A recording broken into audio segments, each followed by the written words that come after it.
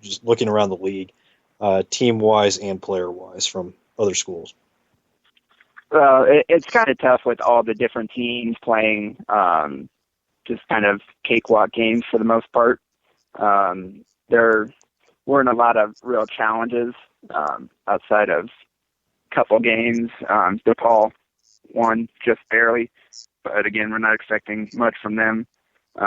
Villanova, they did all right. Perhaps they could have won by more, but at the same time, these early season games, just trying to get everybody touches, get everybody minutes. Georgetown, I think, impressed me somewhat. LJ Peak, he had a big debut for them, and that's one of the teams. I'm looking at them as potentially the second best team in the conference. If they can put it together, they finished 7th last year. It's an 8-10 record. So that was really disappointing. But they've got Joshua Smith back for however long he stays on the court, and he's a load for anybody to match up with. That's pretty much an automatic, just 10 points on catch and lay it up right there. So nobody's going to be able to get him out of the post. And then they've got Devontae Smith-Rivera back, who struggled in the opening game, but might be the best player in the conference. And then they were kind of counting on a big freshman class to come in and make an impact. And LJ Peak certainly did that in the first game. St. John's, they had big double-double from Chris Obekpa, who actually almost transferred and did say he intended to transfer, but was convinced to stick around. And they're expecting a big year from him. He put up like 4 points, 4 rebounds last year. So he was a great shot blocker, but didn't give you a whole lot in terms of all-around numbers. And if he can be a force on the glass and around the basket offensively, then that certainly raises their ceiling somewhat. What's more surprising to you, that Jakar Sampson is on an NBA roster, or that hold up. It's the Philadelphia 76ers. I'm not sure we can count that. Yeah, well, okay, an NBA D-League roster. I can't believe he ended up on a roster. Anywho, but yeah, in the Big East, the perception last year was, this is not the same Big East. Do you think that the perception changes this year of, this conference is, on the upswing? Last year was a down year, a lot of teams getting used to each other. Do you think the perception changes this year? I don't necessarily. It's going to take wins in March. That's the only way it's going to happen. That's what you knew the old Big East for. The Big East tournament was one of the biggest events of the year, incredibly entertaining, and then that flowed right into the NCAA tournament, where they routinely got half or more of their conference into the tournament. So it's going to take wins in March. Last year, Creighton and Villanova both had the runs cut short in disappointing fashion, and Big East had no representatives in the Sweet 16. So until that changes and you see a Big East team going deep into the tournament, winning big games in March, I think people are just still going to see it as almost not necessarily mid-major, but not necessarily in group with the other Power Five. And again, this year it's a big question mark with so many different teams bringing in new players to be impact players. They could, a couple of teams could surprise, but I don't necessarily know if we can project that at this point. Is there somebody that nobody's looking at right now that, other than, I guess, we're going to say Creighton, but is there another team that people aren't talking about that you do think could be like Providence from last year? Well, just looking up and down the Big East, you've got St. John's, Xavier, Providence, Creighton, Seton Hall, Butler. I think all those teams are going to be in one giant jumble trying to fight it out for wins. So I think we're going to see a pretty balanced Big East this year. Last year you had kind of Creighton and Villanova at the top, and then everybody else was fighting for extra wins down below. This year I think you're going to see, obviously Villanova still going to be at the top, but after that it's really anybody's game. Anybody can steal the second seed, third seed, fourth seed. So I don't necessarily know if there's one team. I haven't seen enough of any of those teams to identify what they're going to look like this year. But roster-wise, based on what they're bringing in, to pretty much see anybody 2 through 7, 8 making those kind of runs. What do you think of Wojciechowski at Marquette? Do you think he is the answer there? I mean, Buzz Williams had a good run. Do you think he is the right fit for Marquette? It's still to be seen what he can actually do on his own. Coach K assistants haven't necessarily fared all that well in the past, but he's certainly off to a great start. Looking at the recruiting class he's got coming in for next year, with Henry Ellenson leading that class, one of the top 5 or 10 players in the country. I think I'm projecting a disappointing year for them again this year. I don't see a whole lot of size. I don't see a whole lot of depth there. I think one injury and that team's sunk, and Luke Fisher isn't eligible till December, but even then you've got a couple of 6, 7 guys, and then Fisher about 7 feet. Other than him, that's your whole front court for the most part. So I think they'll struggle again this year, but I think they're going to turn it around and have a big year next year if they can get those freshmen to play well right away. And with as highly rated as those guys are, that's certainly a strong possibility. On to the NBA. Big Suns fan. Start off the year, 5-5 so far to start. Still early. What have you liked so far from the Suns? Well, I've liked the way Isaiah Thomas and Gerald Green have come off the bench and just lit teams on fire. Those two playing together, they just come in and get buckets. Thomas in particular, Gerald Green, he is what he is. He's going to take bad shots all game long and just happens to be hitting a ton of them the last couple of years since he's been in Phoenix.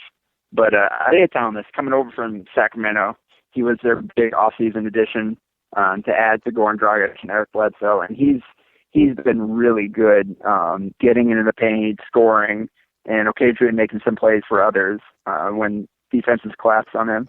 So he's been it for the offense off the bench, and that's there have been a couple games this year where he and Green have just come off the bench and really won games for them. With the Suns, they sent Tyler Ennis and T.J. Warren down to play in the D League. Phoenix is, utilizing the D League the way it should be.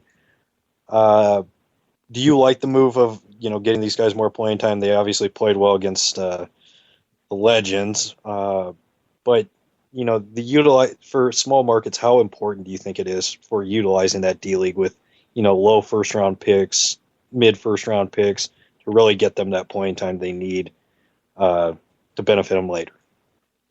Yeah, I definitely think it's something every team should be doing. The Suns just fully invested this offseason.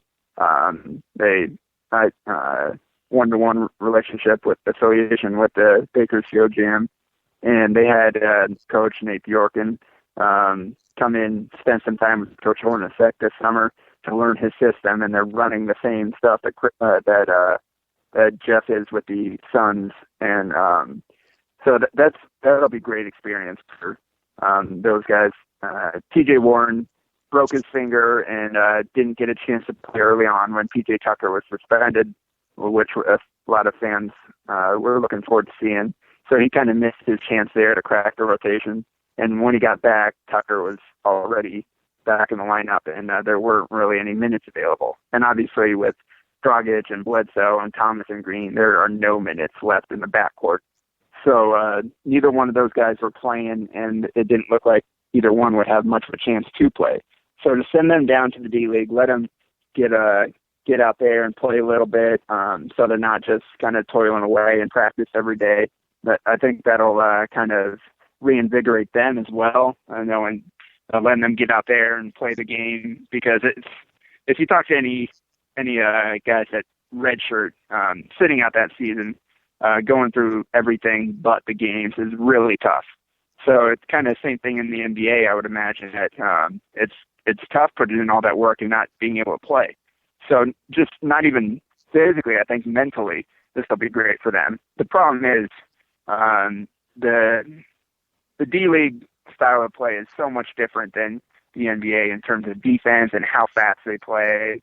It's everybody basically plays 7 seconds or less, and you routinely see scores up in the 120s, 130s. So there's not a whole lot you could take from pure numbers, and especially with Warren, against that kind of competition, he's just going to put up numbers no matter what. He is just a pure scorer. He's always around the basket on the offensive glass, getting easy putbacks. He's a great in transition. That floater is something you don't see from guys his size, but it's a real weapon for him. He's going to get buckets in these games, and you saw he had 40 points and played the entire game for the most part. And even Tyler Ennis had 25. He had turned the ball over a little bit, but he was able to do some good things as well. So I think you kind of see what these guys are capable of, but at the same time, you have to be cautious and realize who they were playing against. D-League, there was some flirting with the D-League coming to Omaha to play in the Ralston Arena, or I guess to come to Ralston and play in the Ralston Arena. It was like 2 years ago. Denver was like on the verge of happening. Yeah. It still hasn't happened. I feel, I would definitely love the D-League here. What do you think's holding the D-League back from coming to Omaha? I'm not sure. I know that you're talking about. I heard that too. Denver coming here, kind of talking with the Ralston officials, and I believe I don't remember what team, but I believe somebody or the league or something kind of looked into it again more recently. So I think it's definitely something that's going to happen. With the right now, the entire team or the entire league that like half the teams that aren't already affiliated with their own team are sharing one team, and that's just not sustainable. So as more of these teams commit to having a one-to-one affiliation, we're going to see more teams in the D-League. And I believe Omaha or Ralston is right at the top of their wish list in terms of cities to expand to. You look at Omaha as a whole, it's a great event town. It's a great minor league town. The Storm Chasers get great support. You see every year whenever the NCAA tournament's here, there's a huge turnout, and College World Series, obviously. So I think the Omaha market is definitely something the D-League will look into sooner rather than later. Last thing before I let you go, do you want to tell everybody where we can find you on Twitter, the internet, all that good stuff? Yeah, sure. You can follow me on Twitter at Jacob PADILLA _. Tweeting a lot about basketball as a whole, Creighton, Suns, NBA, whatever. And then you can find my writing on Creighton at Creightonian.com. And right now I'm taking a little bit of a break from Bright Side of the Sun with all the stuff I've got going on here. But the rest of the staff is still putting up some great stuff there. So if you're a Suns fan or just interested in seeing what's going on with the team, go ahead and check that out at brightsideofthesun.com. Awesome. Well, Jacob, I appreciate you coming on tonight after a long day, and we'll talk again soon. All right. Thanks for having me. Yep. And we'll be right back here on the Bob Sullivan Show on LateNightSportsRadio.com.